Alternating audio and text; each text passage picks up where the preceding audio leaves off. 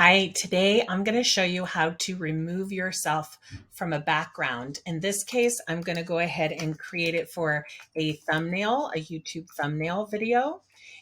You're going to create a blank thumbnail. You could use any of the other thumbnails as well. You're going to pull in the image that you want to adjust. And I like to go ahead and make it the big size. And then you're going to go ahead and click on the image and click edit image in the top left. You're going to choose background remover. Now it's never perfect. So you're going to come in and you're going to erase the areas like of this chair that's not going to work for us.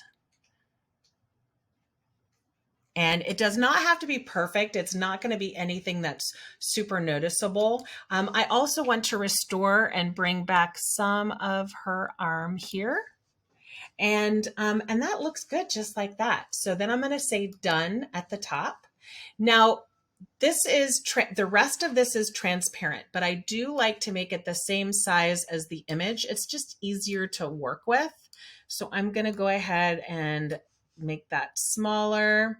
And then you're going to go ahead and enter a color. So you can do a color background. You can then add a page. Actually, instead of adding a page, I'm going to go ahead and copy. Notice I can move the image around anytime I want. I can go ahead and choose a different background. I can also go ahead and let's make another copy, and we can go ahead and put backgrounds. So background, I'll just say background.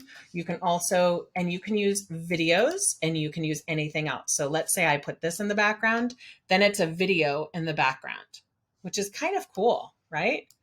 I don't know that you would use it necessarily for this image, but it is something incredibly cool and useful when you're creating something. So you can come in here, you can look for graphics. These are photos.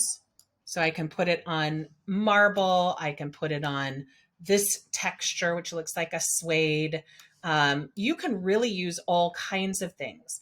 And in YouTube videos, it's also great to have some.